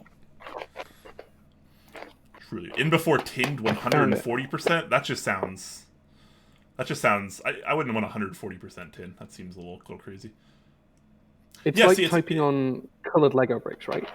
that's wow. That's a really good way to put it. Actually, yeah. The colors seem very reminiscent of Legos, which I guess isn't really terribly Yeah. surprising, right? Because aren't Legos also ABS plastic ABS plastic. Yeah, yeah, in they are. very similar colors? Cool. But there you go. There you go. That is Handavite round one. Nice, nice. Petrov says port Katsu overall, very nice, and damage point, which I'm pretty positive is clay. Says chicken Katsu overall. So bam, back to back, completely different sides there, just like you got from Jay and I. Nothing, Yeah, nothing there you wrong go. there. Ludersama is asking some sort of lodestone news this year. That's something I would like to know as well. Yeah. Yeah, so Lodestone's still happening. Hold on, I'll go grab it because I have it here. I've shown it on the last 4 streams. It's Oh, oh okay. wait, I can't get it because the office is locked. Hold on. Right, yeah, I've shown it on the last 4 streams I've done because people have been asking me about it on the prototyper streams as well. And yeah, it's happening. Flex and I are just making some changes to the design, and soon is the answer. Don't have any exact dates for you, but soon is the answer. But here's the fully working prototype. Ta-da! This is the fully working Very prototype. nice. Very nice. Oh wow, that is it like is it at the point you want it to be at? Is that the kind of prototype we're looking at here? Pretty much, yeah, pretty much. Like there's still some stuff that needs changing to it. There's like some final tweaks to the mounting system and how we structure things internally. But the outside of the board won't be changing. That's pretty much how it will look. That was really interesting just to watch you press that down. To be honest with you, that was The, that that is really there you uncommon go. to see in a keyboard. It makes me extremely excited to hopefully type on one of these. That is glory in every sense of the word, as far as I'm concerned. Yeah, it's a great color as well, right? I've been having other things made in the same color because like I just love the color. It's just such a nice orange that I have like loads of other things made in that color now. Here's another sneaky peek prototype for you in orange as well. Oof, very nice. The Argyle, you love to see it. Yeah, there you go. Nice. Orange, such a good color, underutilized in keyboards. It really is. I feel like it was kind of popular like a few years ago, like very briefly, and then everyone kind of forgot about it again. Bringing it back, guys. I'm bringing orange back. Orange is the new Yeah. black. Jay brings sexy back, and he brings orange back. The two things that we clearly need the most right now. Yeah, yeah. It's why I drink iron brew, right? Sexy Wow. and True. orange. True. Wow. Okay. Petrov is asking: is the push for right to repair legislation in the U.S. a risk for keyboard vendors, custom keyboard vendors? I don't think so. No, I don't think so at all. Like custom keyboards around the world, the EU's had versions of right to repair for a long time. I think custom keyboards are absolutely easy to repair if you have the knowledge. Like you don't void any warranties by opening them up. You Yeah. don't void any warranties by soldering them. You know, they literally fall into the bit of right to repair. You have every single aspect of a right to repair a keyboard that you buy from, Keycult, Novel Keys, any other vendor in the US. Yeah. Especially, oh man, this is an interesting topic for someone like me that is obviously a lot less informed about the topic. Could you give us just a brief rundown, Jay, of what the right to repair is? Yeah, so right to repair is the belief by a lot of individuals that they own the devices that they buy, and therefore they have the right to repair them in any way that they see fit. So, for example, if you buy an iPhone today, generally the only way you can repair a lot of the damages to them might happen is to take it back to the Apple Store and have them fix it for you. What right to repair does is it seeks to mean that people can approach other individuals or buy parts themselves, components themselves, to repair their devices themselves. So you take the way that a device that gets damaged is repaired into your own hands. You could choose to take it back to Apple, or you could choose to buy the parts yourself, or you could choose to go to someone else who might do it at a local shop in a shopping precinct or a mall or something like that, where they would repair it for you. I mean, Gotcha. I'm really oversimplifying it. There's a lot more complexity to No, it that's fine. because it can start to touch on things like software and other things, But right to repair generally means that the person who buys the product owns it in such a way that they can do with it as they see fit to repair it. Does this only really matter in a setting where there's a warranty, though? Yes and no. So the other side to this is what Petra just messaged about as well, and it's been something that we've had here in the EU for quite a while. And the other side of it is that vendors would need to start to be able to provide individual parts for that product for up to X amount of years in the future. Gotcha. Here in the EU, it's 5 years. If I sell a keyboard now, today, and I give that keyboard to someone, and their PCB breaks within the next 5 years, I have to be able to provide them with a replacement as long as I'm still in business. So that's actually a law right now. That's the rule. I have to be able to offer a support model. Yeah. Yeah. Whether that's that they send it to me and I repair it, or I can provide them with a replacement PCB or whatever. Yeah. That is the flip side to it. That is something I bet a lot of people don't know, actually, because I actually wasn't aware of the actual details of that. So to me that's super interesting. So if the smaller vendors over here can manage it, I'm pretty sure the big vendors in the US can manage it. Would be my take on it. Yeah, I mean it's relatively common to buy extra stock of things anyways, just to have in case of X or Y or Z, right? So I suppose it sort of kind of goes hand in hand with that. But it's interesting because. Sorry, go on.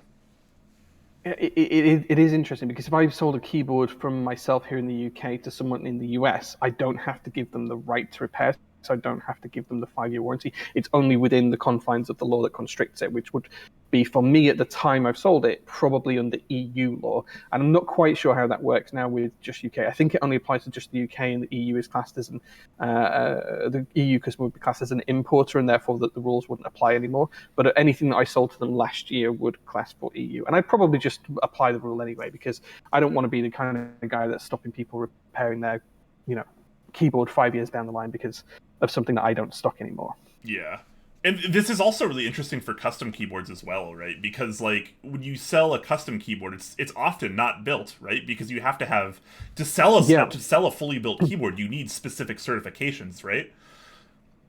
For sure, yeah, and we need those here in the EU as well. We have to have what's called a CE rating if you want to sell it assembled and working. If we sell it as a kit, it's a little bit different. You don't have to have that rating, but it does mean that you have to be careful as to how you word it, and be careful as to how your warranty structure is created. So if you go to the terms and conditions on my site, for example, you can see how all that warranty is detailed. It's all documented, and it's all been checked and fact-checked by a legal advisor. But the fact that it's a kit that you build means it doesn't have to comply with all of the necessary steps of the EU legislation, only some of them, which means that replacement parts have to be available for a reasonable amount of time, but not that I necessarily have to offer a replacement for the whole PCB. For example, if a diode goes wrong, I don't have to replace the whole keyboard. I can just either send the diode and ask them to fix it, or I can have them send it to me and solder on the diode, or I can just send them a replacement PCB. Whatever I see fit as a relevant level of tier of a fix. Yeah, I feel like this is another really interesting and big topic that can largely affect our community. We should probably talk about it. Just to interrupt you, Ruben Crosskeys, thank you so much for the raid, man. 20 people coming for the raid. Hello from Portugal. This is the Vogon's friends. From Portugal. We raided last week. I first learned of him last week. Awesome keyboard streamer. Hello from Portugal. Thank you so much, man. Thank you so much for the raid. That's awesome. Very appreciated that. Hello, everyone. Thank you. Welcome to, admittedly, the very tail end of our stream. We're about to actually go raid another streamer, who we don't know yet. But we were just kind of finishing up a few questions in our ending Q&A segment here. We're currently talking a little bit about the right to repair laws. In the US. Yes, both in the US and the UK. Because it's very interesting with custom keyboards. So.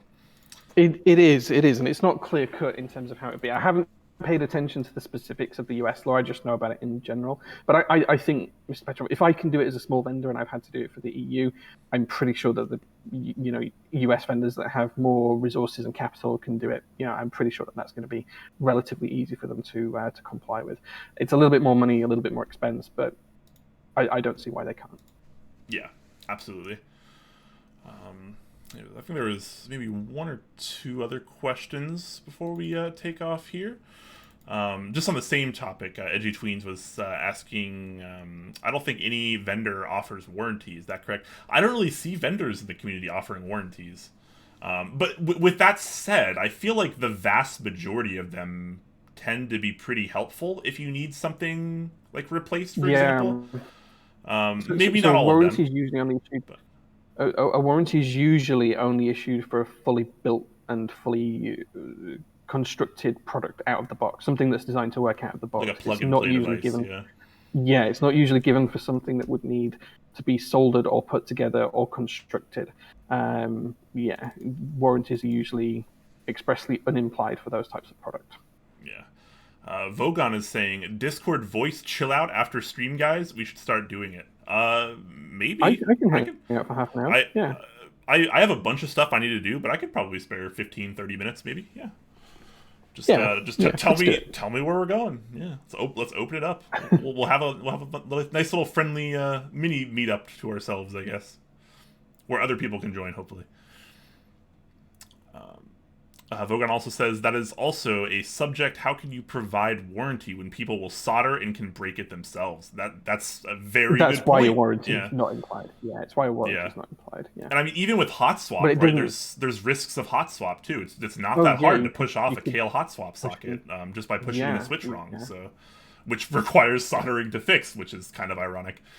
But I've always found that really ironic. But yeah, anyways, that's a big topic. That's a big topic that I think we potentially could talk about at another time, at a later date. I feel we could do a show on it. We could get some of the big US vendors on the show. We could get a couple of the smaller worldwide vendors on the show.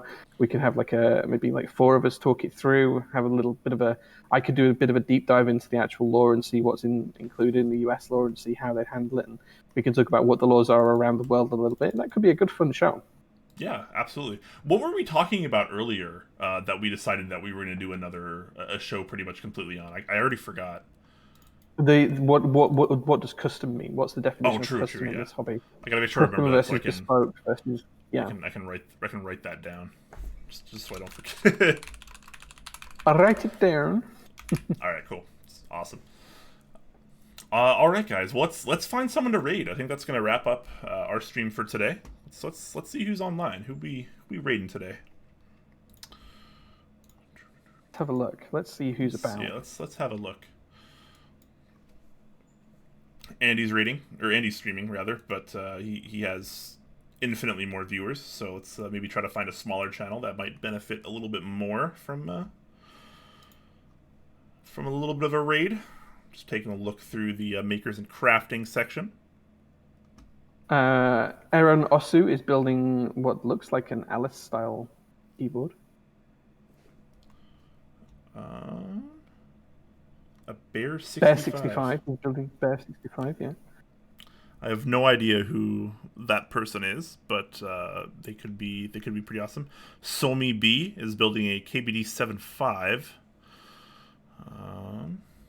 We'll go with I guess we'll go with Aaron Osu. I'm assuming that's an Osu player. That's just building. Maybe, perhaps. Oh wait, who is this? Disastertron, 15 viewers. You can't have your keyboard until you finish your switches. Is the title of the stream. Interesting. I feel like there's always keyboard streamers on these days. It's kind of interesting, kind of fun. 100% there is, yeah. Always. We finally reached the point where there's just always a keyboard streamer on. Really, really fascinating. I don't know. I don't know any of these people, so I think that's totally fine. What do you think about Disastertron?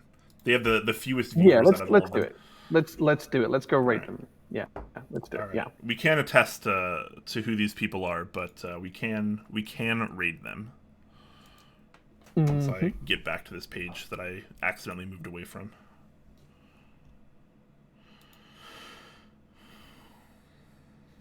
Come on, Twitch, stop dying on me. There we go.